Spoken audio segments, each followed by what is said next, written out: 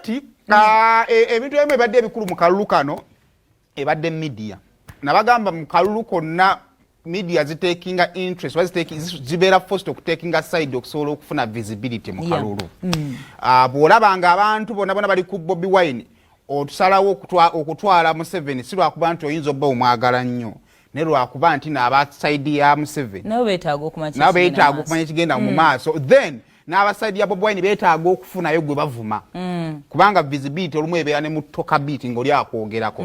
Kakati Citizen TV balina Citizen TV ina sister TV bagita Inoro n'endala bagiyita batyanjerabidde babadde bakuba nnyo omukulu aka ne press conference yakoze n'agamba nfunye omukisa n'asooka asekerera bali license banasigaza nego atalina kyajja bakola naye lwako nalabye tufaanagana nnyo tufaanagana nnyo kali mu DNA taata w'amagezi gakuba naye gokoze nawali tufaanagana nnyo so compare tulabe.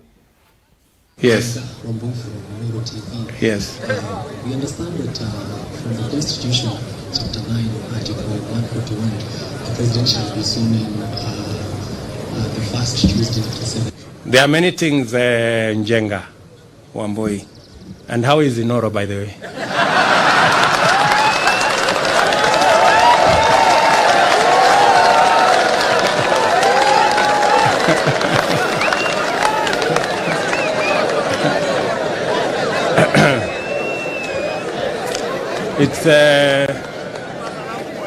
It's good to have you around, and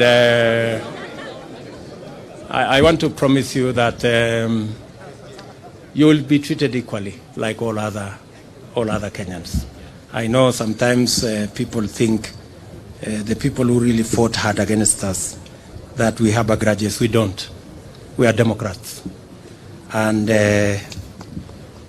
we will work together. One last one. Where are my good friends from Citizen?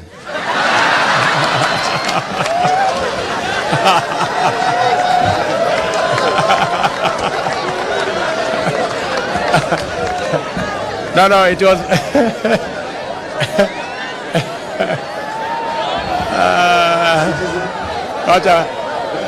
No, it's okay.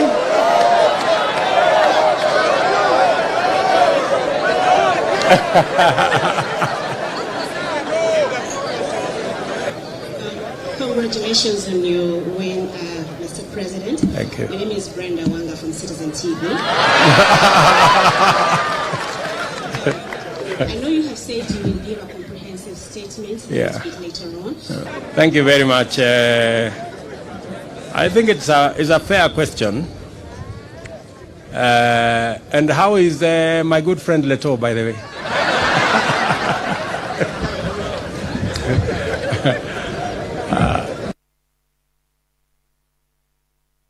Last best. Kasigale nga tuseka. No. Ono bamugamba laughs longa. Kichawo wa nasari yani kudiza sende zo. Auntie Mary Nasare School. Tozeta. Gundi obubbi bw'abalunyo tujja bwogera kencha tukome wano.